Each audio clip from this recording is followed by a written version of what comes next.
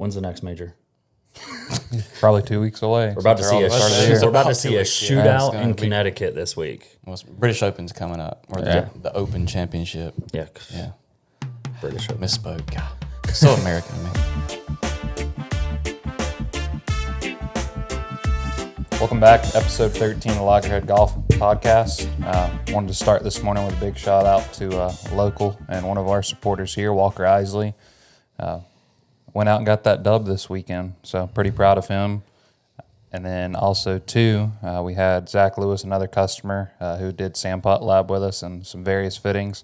He qualified for the NC match play, ended up doing a medalist there, so he won that as well. So 2 clients of ours just showing, furthermore why fitting and instruction's important and putting the results to the, the old grindstone. Yeah, good plan. Yeah, good plan, boys. And then yesterday we launched our PGA Hope. We're going to let Daryl kind of hit on that and walk us through how that went. Yeah, so we're extremely proud and honored to host 12 veterans for the next 6 weeks in our PGA Hope program, first ever in the southeast part of North Carolina. So we are PGA Hope Wilmington. The professionals here at this table got to spend 2 hours with these veterans yesterday teaching them. We got to laugh, cut up with them, but kind of getting to show them the game and help them with their golf skills. And it's an honor and a privilege to be able to do that, and looking forward to the next few weeks. Awesome. Well, I guess the big story is obviously the, Sunday went down very interesting. Yeah, U.S. Open. Yeah, Yeah, congrats, Wyndham Clark. I mean, guy's a stud. Stud. that was an impressive round of golf. Yeah. Well, impressive 4 days of golf, really. Yeah. I know we'll have some varying opinions. I know last week I said I really look for, it's been a long time since I've looked forward to watching how a golf course played. Mm-hmm. Oh, I couldn't be more underwhelmed. Because I really enjoyed the golf course. I thought it was awesome. Yeah, I will say I watching both rounds, or watching all 4 rounds, but more importantly, those final groups the last 2 days, Wyndham Clark was just solid all the way around. I mean, you could tell, that 2-shot swing on 18 of Saturday when he goes and bogey 17 and then comes back and sticks it to 3 feet. One of the most aggressive club twirls I've seen from the fairway. Yeah. And then Ricky 3 putts. I was like, put Ricky in the coffin. He's done. I think that club twirl might have broke the sound barrier. I'd definitely say we can even kind of. I think we saw something similar in the Masters this year between John Rahm and Brooks Koepka. Mm-hmm. And we mentioned it then that how Rahm played aggressively, kept his foot on the pedal, played with the intention to win, and Rahm kind of felt like he tried not to lose. And Brooks felt like. Or Brooks, that's what I'm saying. And I think this weekend we saw kind of the same thing between Ricky and Wyndham Clark. Wyndham Clark kept his foot on the pedal, stayed aggressive. He was trying to win the golf tournament, and then Ricky Fowler was trying not to lose it. What was it that he hit, that 3-wood that he hit? They had about a 10-yard landing area. Yeah, on 14 to par 5. That was an awesome shot. He had a bunch of awesome shots. Yeah, I mean, the one that I just can't get over and the guts to pull it off and almost make it is his his shot on 11. Pulls it 20 yards left of the green, tight lie, up over a slope, probably have 8 paces to land it, and he almost holds it. That's how he nipped Saves par. Nipped it really good. I mean, that was ridiculous. What about the one he hit out of 6-inch rough to the left? It was on 16 or 17 maybe? Nobody was getting to the green, and he muscled it out of there. Yeah. Yeah. I mean, it was... So the up and down on 9 was really good. The up and down on, 17 was really good. I mean, he played really good. He played to win. He played to win. I mean, and obviously Rory finished second. Yeah. He didn't play. Rory played really well. Yeah. But Rory at the played same time, tee to green better than anybody. Well, realistically. he hit the most greens this week, but he was probably the furthest from the hole. That's what I was going to say. His proximity, he just couldn't. And people, and the biggest thing in that what we can relate, because a lot of our customers ask us what the realistic chances are of putting and how to score. If you hit it outside of 20 feet, that putt, you have, there's a very, very small percentage chance that you're going to make it. So when they watch Rory, and nowadays it's super easy to be really critical and be like, oh, he just didn't make anything. It's like, well, he didn't have makeable looks. Yeah, he didn't have enough. Outside of Kyle, what would you say is probably outside of what footage? So at 15-foot, 15-foot putt this season on the PGA Tour. So you're talking about the best players in the world. They have a 23.6% chance of making that putt. At 15 feet. At 15 feet. At 15 feet. The scoring average from 15 feet this season on the PGA Tour is 1.73. So it's not exactly, if you're lipping it from 15 feet or getting it, in what I call like that 6-inch zone, you've hit a fantastic putt. Right. What about 20 feet? You know the stuff. I looked up 15 last night because for the U.S. Open. I think it gets closer to 10%. U.S. Open this week, the most missed putt was between 12 feet and 16 feet. Yeah. Also, I will say, though, watching that tournament, how many long putts did we see get made during that tournament? I mean, they were impressive. It felt like they were rolling it in from everywhere. Well, was it Padre Harrington that said it, that those were the best greens he's ever putted on? Yeah, I was going to say, they obviously, the ball was rolling good on them. Yeah, so, I mean, if you give those guys where they're seeing their line, they're gonna fill that. Yeah. You're gonna fill the ball. There was a lot of movement around the pins as well too. It's not like they were straight in putts or anything. Well, that was the only time Scotty Scheffler could make a putt. If he was further than 40 or 50 feet, yeah. This week, for the first time in his career, he was actually number one outside of 20 feet in strokes gained putting. Yeah. Inside of 6 feet, he missed 27 putts. We're not going to talk about total strokes gained. Yeah.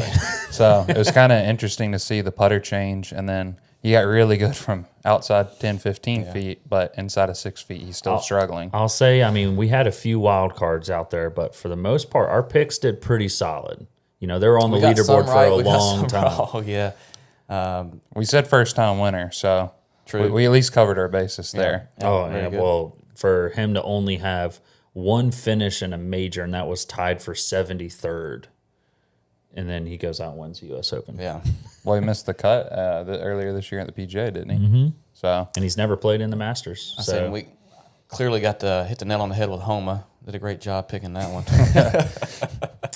Hey, I went against the grain. I said no chance. I mean, Brooksy did not play look well. at us. I was like, Brooks kind of made me mad. I felt like he gave up on Thursday. I was going to say, it looks like Brooks just, he just said didn't that be he there, did it not seemed like like. the golf course. Yeah. That being said, I mean, he was 1 under, so he played steady all week. He just didn't play well enough to win. No.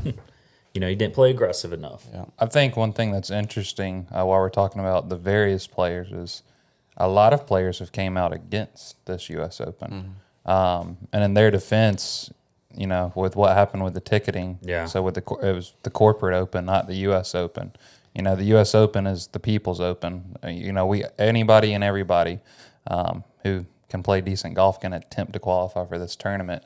And we went to a venue where all the corporate sponsors bought the tickets so people wouldn't step foot on property. Yeah. So I just felt that compared to last year when that final pairing was coming up, the last 4 holes, you couldn't even see hardly the golf course. And this year it looked like a ghost town. The USGA got it wrong again. I said that was the USGA's fault. Yep. Yeah, it was the USGA's fault. I mean, a lot of the players said the atmosphere was terrible. Now, it's kind of like Augusta, so there's certain parts of that back nine fans can't get to. Right. Yeah, I mean, they were landlocked as far as... It's a tight golf course. Landlocked because of how small the golf course is, and also you're in L.A., Beverly Hills, so... Stuck in traffic. Yeah, but it's one thing when you're sitting there and you're watching the final group tee off, and it looks like you can sit there and find 5 feet between every person standing by the tee. What were the exact numbers? There was 25,000 ticket sales up for admission. Only 9,000 of those went to general admission. That's pretty pathetic. Yeah, I mean, that's sad. That's where and for Mike Wan to get on at the end, we see you, LA. LA didn't come out. Yeah. You didn't even give it the opportunity to come out. Now, your friends in LA came out. Correct. The corporate donors, but the golf course also showcased itself a little bit. I did like, though, at the end how they gave a medal to the grounds crew. Yeah, that was cool. And then as well as the caddy. That was cool. I thought those are both good additions for sure. Yeah. I mean, because Wyndham Clark's caddy, he's been with them since Oregon. Right, so, he was part of the team, though. Part of the team. And that's the biggest thing they were saying, that if you don't realize how much of a role those caddies play to these players. I don't think there's enough respect. Some of these people just take for granted. They show up, they tee off, and then why is the grass brown over here? I don't think people understand what it takes to maintain a golf course. Yeah. And I have a great respect for all of our superintendents out there. Shout out to all you guys. Thank you for keeping our playing grounds to where our members stay off our back. So speaking of brown, did you notice how, like on Sunday afternoon, when the sun came out, how the green started getting that little tint to them? Oh, yeah. They were drying out, getting firm. I said that looked cool. Personally, I like that look. I don't know. I love that look. I don't think that makes it tougher for these guys to play. Oh, no, I didn't say it did or didn't. My biggest thing right now with kind of how that course set up and what they did, it has nothing to do with the grounds crew. The grounds crew didn't make those decisions. The USGA made the decisions. You give these guys that wide of fairways and the ball's going to run 60 yards. It doesn't matter if a hole's 590 yards. They're going to have a short iron in. They're going to trim it down pretty quick. And that's the biggest thing. It's, they kept bragging about how 16, 17, 18 were the longest holes in U.S. Open history, yet somehow, some way, those players were hitting short irons into them. So grow some dang grass in the fairways. Make it play soft so these players have to hit a longer iron in. That's what's going to happen. You can make a hole 600 yards, they're going to eat it apart. Yeah. It doesn't matter about length. I mean, we just showed on 14, it was 620 something. But I think that's what'll be fun about next year being back at Pinehurst fully restored too. Is if you look like when Keimer won, They ain't no rough at Pinehurst. I was gonna say Pinehurst third. You get sand and correct. sage or whatever. So a little bit more natural areas going to make it a little bit more challenging. So I don't think it will. On those natural areas play generally, unless you just get a bad break, bad bounce. Those Here's the natural areas thing: play pretty Pinehurst easy number usually. two though is tight. Yeah, The fairways it's are tighter. small. It's still pretty wide in most places. They're not 45 yards wide. The average fairway width at LACC was 45 yards. I The mean, LACC is much wider, but Pinehurst number 2 is not that tight of a golf course. I mean, when we went in 14, Visually, I no. think final round average scoring was 4 over par, but because I think on the leaderboard, Keimer won at 6 under or 4 under, 8 under. I was gonna say somewhere in there. It was he shot relatively 10 low. under in the But he first also 2 won by like rounds. 4. Yeah. So I mean, I think it'll be more of a challenge than what we saw this week. It'll be different for Pinehurst sure. already came out like after that first round, essentially like, nah, that ain't happening next year. Don't, and that's the biggest thing. I don't think we're making a lot about the golf course. I mean, these guys are good. You give these guys where they don't have to worry about getting the ball off the tee. They're gonna tear it up. It just showed too the course setup. I mean, Thursday they pushed a lot of the tees forward. They had fairly easy pin placements. The marine layer stayed around, so it stayed softer, and they shot lights out. Well, they shot lights out for 3 days. 3 days. I mean, Scores got steadily higher as the week every went. single scoring record was broke through sure. 3 days. Yeah. So, and that's Except for final score. yeah. Final score. I mean, that's more pressure though at that point. Still scoring record. I would argue that I think the last day was playing a lot tougher than the previous days. Well, yeah, there was no pins that were accessible. Yeah, that was insane how hard some of those pin placements were. What do you guys think about Rule 16.3, the embedded rule? For Rory? Rory's drop. Well, I just don't get how a rules official can just reach their hand in the grass and be like, "Yup."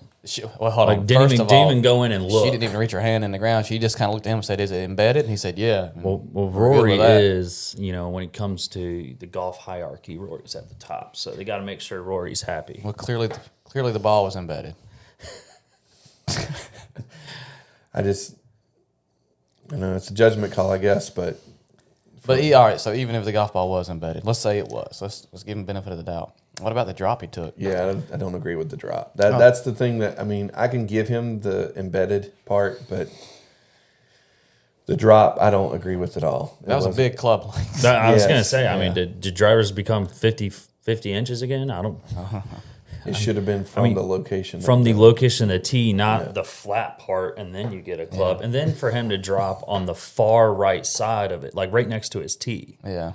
And that's where I was just like, but you know what? What did I say in our group chat? Ball don't lie. Yeah. I would say he made a bogey. He made a bogey, had the easiest up and down, made bogey, ball don't lie. Well, in his defense too, not to take up for him, but he verbatim did what she exactly told him to do. Well, and yeah, if you're for in that sure. situation, the rules in a major, official told him to drop it there, right? So if you're not in a necessarily- major with a chance to win, that extra 4 inches it could be the difference of you winning or not. Well, these guys are smart enough. Rory's played golf for how long? He knows the rule. Yep. He knows how to proceed with the rulings. But Right. these guys, anytime there's a ruling, the reason why they call the rules official, it's up to the rules official. They're trying to take. It takes How they off of interpret them. the rule. Yeah.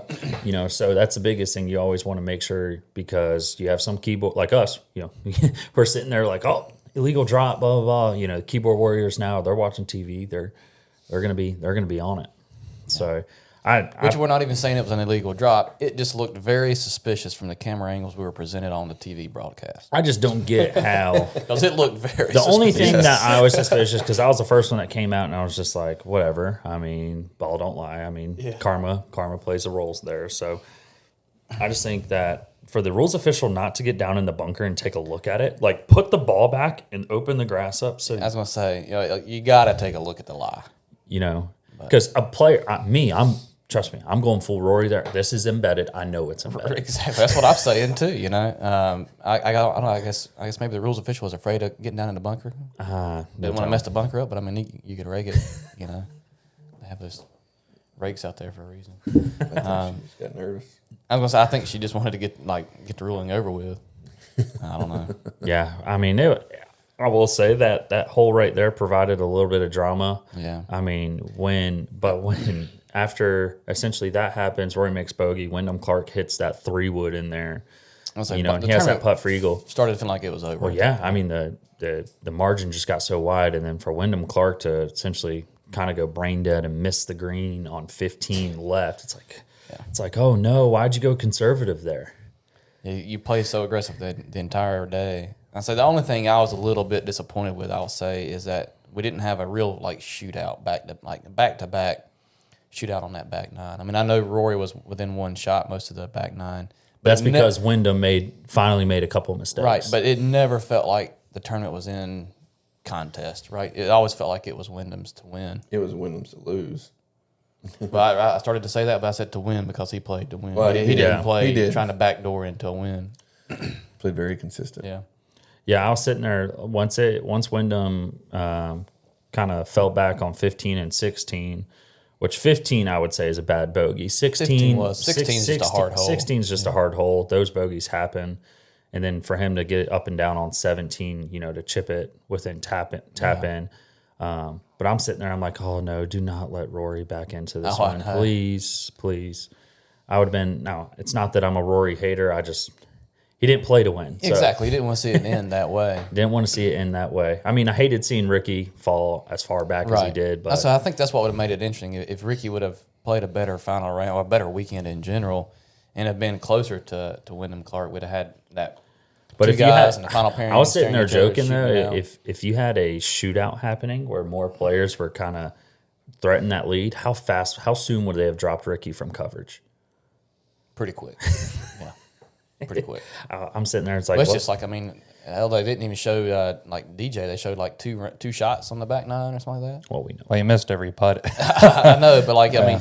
He once they fell off. I mean, Scheffler, they started not they showing said the anything only until two- he made that long putt. The only two long putts that DJ made, both were all from off the green. Yeah, He Well- holds the putter up you could tell though. You could tell those players were defeated because they're probably hitting so many good putts that weren't going in that they probably thought had a good chance. I mean, it'll wear on you. I mean, how many times have you guys played golf where you felt like you're hitting great putts and you're not even sniffing the hole? the putter can wear you out quicker than any club in the bag. That's for sure.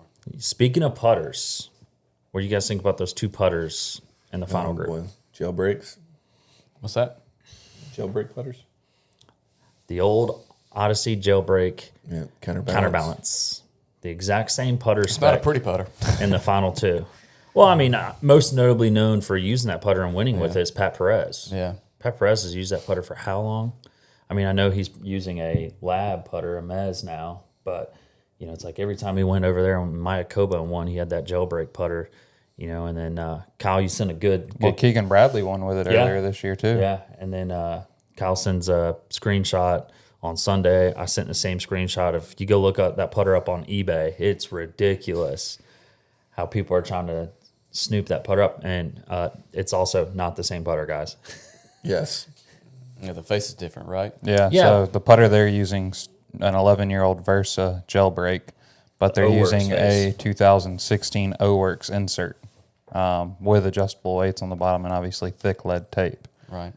So all these people paying $1,500 for an $80 putter. I mean, good on you for inflating the market, but you're not getting the same putter. Enjoy it. And you know?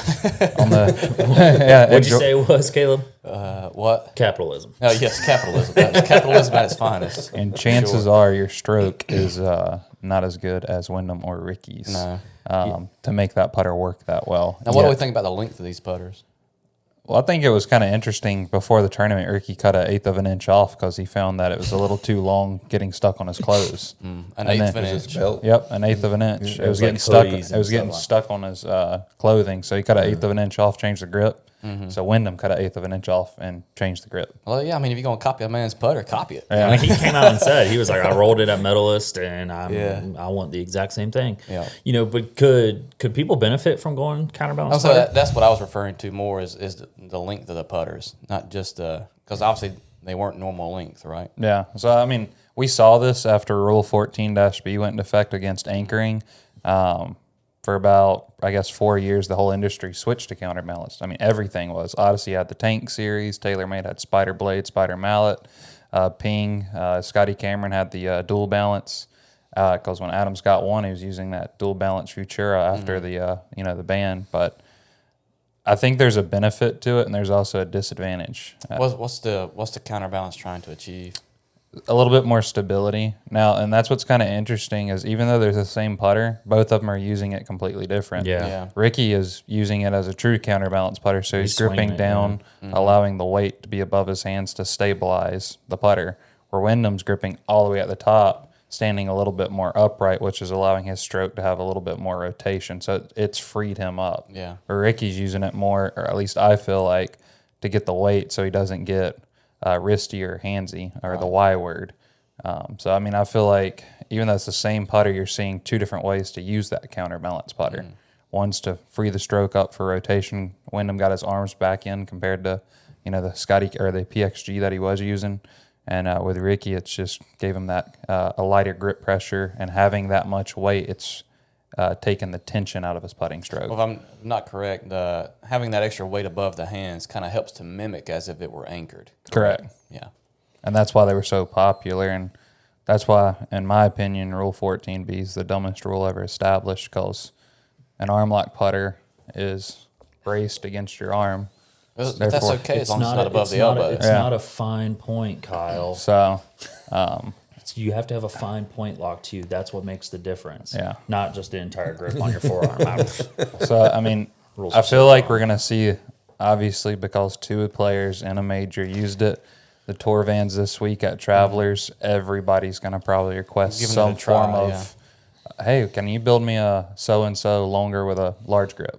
I was gonna say, and if you want to bring your putter in gonna say, here at now, what Loggerhead if, Golf, bring it. We can counterbalance it. We can build your putter, and that's a cool thing is we might have differing opinions on if it works or not. I'm actually a fan of them. I've putted with them myself over time.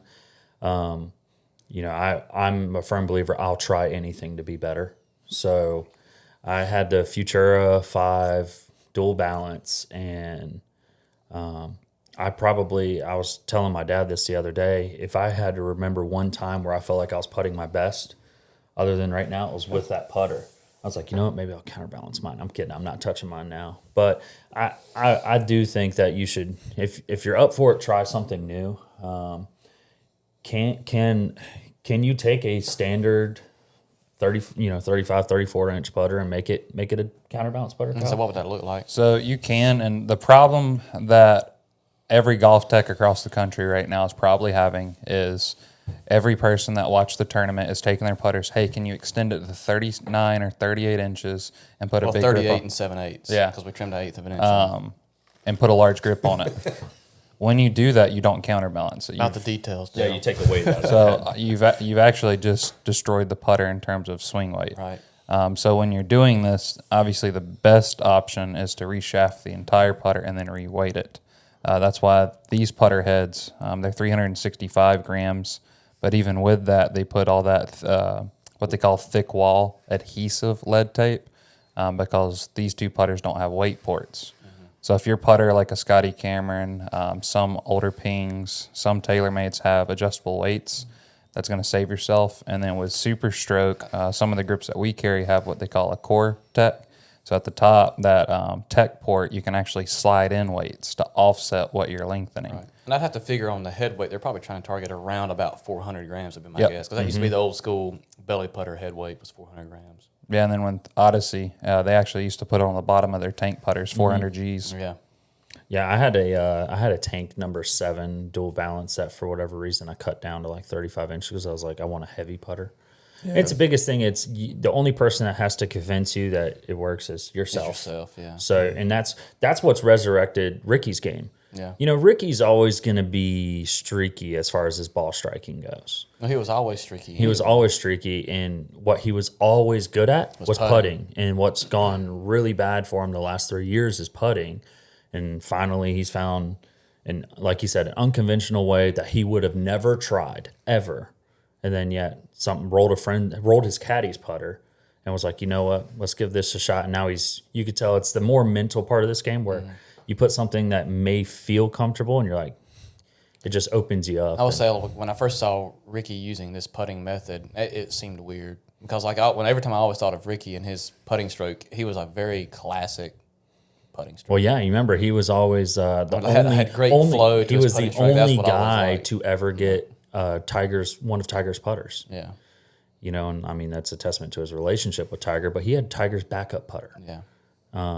And then obviously they ended up making his own version, which I think ever since they started, Scotty ended up making his own version. That's when his putting kind of got a little. That's kind of about the same time. But Yeah. I just always liked Ricky, the tempo at which he putted with, the pace of his stroke, and the flow of it. Yeah, and I mean, I was going to say, I mean, we have obviously we've talked about it before. We've had DJ on our custom shop. I mean, you can go about it in an easy way. Extend your putter, 3-4 inches, throw a super stroke on, add that weight.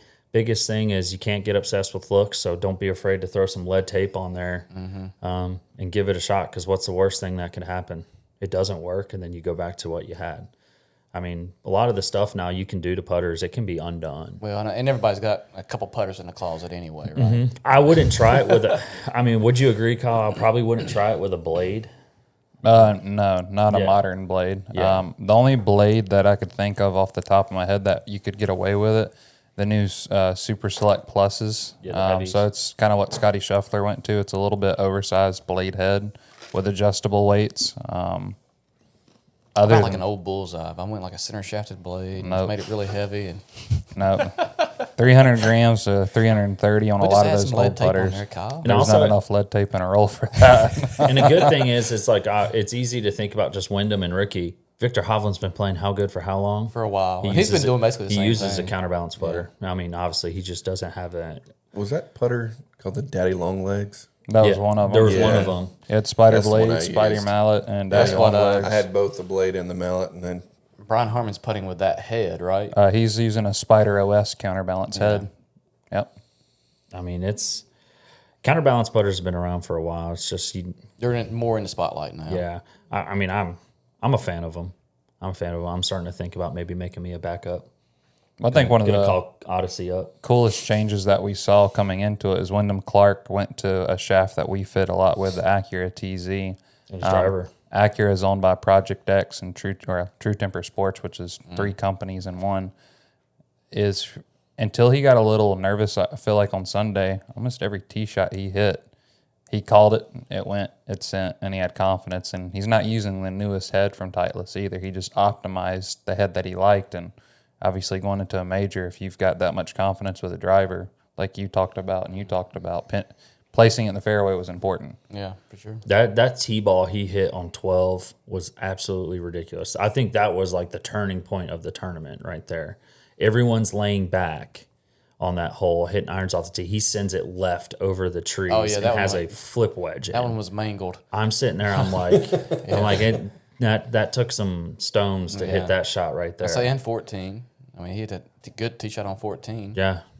Because he knocked it on in 2. Yeah. Put I himself mean, in even perfect his tee position. shot on 13 was really good. It hung up in the left rough, but at the same time, That was the proper side to miss on as well. when you're fifth, no one's hit the green from that left rough on 13. And they're like, remember, he was the first to do it that day. It's like, well, it's because he was 50 yards closer than everybody. Again, if you're closer to the hole, you're going to have a better chance than anybody else. Well, I think something that kind of shocked me is I would have thought going into this there was going to be a lot more 9-woods than there were driving irons. And like DJ actually had both with him. Mm-hmm. And on the day one, I think he teed off. He had 7-wood, 9-wood, so really high lofted fairway woods. And then I think he took the 9-wood out on day 2 and put the driving iron in. So I think after the course got a little firmer, they were trying to really, kind of like you mentioned with the design, they were trying to almost bounce it. Change the trajectory a little bit. But Correct. also, too, if you look at the yardages on day 1 versus yardages on day 2, the yardages got much longer. Yeah. That 9-wood probably couldn't reach those holes. He didn't think he was going to need it. Because the ball needs to get on the ground. Right, so he swapped into a golf club he felt like he could use for those holes. Yeah, and that's the biggest thing. It's not falling in love with the exact setup that you have in your bag. Right. Maybe try some things new for different golf courses. Now, if you're playing the same golf course every day, you could probably have the same setup all the time. What I was actually kind of, when I saw the Acra shaft and Wyndham's driver on 18, I was like, oh, that's the same shaft I got in my driving iron. But all these players each week, they're chasing that optimization of their golf clubs. I mean, it's interesting to see how they fit their bags this week because Rory in the final round, he had a gap. Yeah. He had a little bit of gap at the top of his bag because he wanted to keep his 50 degree in the bag rather than a lot of the other players took that 50 degree out to add in that other club because sometimes they're hitting 4-iron on 290-yard par 3s and then you got them hitting a 3 driving iron. Mm-hmm. It's always making sure you have options rather than feel like you're crutched because like you're shoehorned into something. Because what kind of ruined Ricky's tournament was when you could tell he had that gap. He tried hitting that 5-wood. Essentially, all he had was a 4-iron and then a 5-wood. And then he had blows to hit it that gap a couple 30 times. yards right. Yeah. Because you could tell if he ripped at it, it's... Well, he did it on 7 and 11. Mm-hmm. And those were 2 pretty crucial holes that round on Sunday. Yeah. Then my fittings, I always call it a flex club. Yeah. Obviously, if you're playing in a USGA event or a tournament, you can have 14 clubs in your bag. But if you're just playing with your buddies, throw an extra one in there. Or during your fitting, talk about 16 clubs. Yeah, it doesn't matter. In my fittings, always you can only have 14. Try to ask about, well, we know that 5-wood, or in most cases, is 18 degrees, but a 2-iron in most cases is always 18 degrees. Yeah. But they're going to do 2 different yardages and 2 different trajectories. So if you're someone who wants to... Well, there are also 2 different lengths of golf club as well. Correct, too. Yeah, that's a good point. So I think with that, a lot of people don't think of flex clubs. They just think of 14 clubs and they're done. Right. And that's where we see a lot of people get stuck.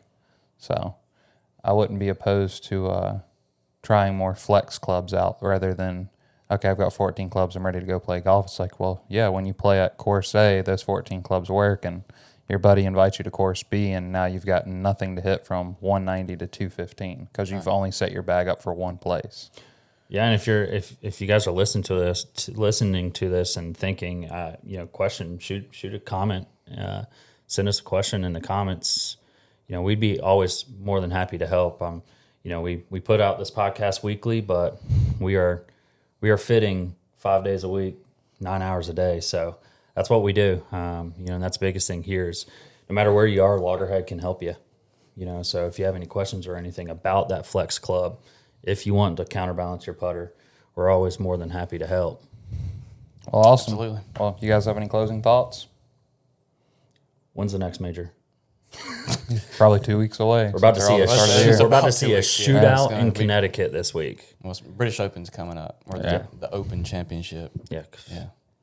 British Open. Misspoke. God, so American to me. There's going to be a shootout this week in Connecticut, and then Travelers Championship. Mm-hmm. Yeah. Is Koepka playing? That we didn't bring that up, so the press conferences, we can end this real shortly. But that was the funniest thing in the world. That was the best. When Brooks is leaving a press conference last week and goes, "See you guys at Travelers." But they did say Brooks, that's Brooks' favorite course, favorite tournament to play. He liked it. Yeah, that's so funny. Well, awesome. Well, thanks for listening. Tune in next week for a new episode. If you haven't done already, like and subscribe and turn on those push bell notifications.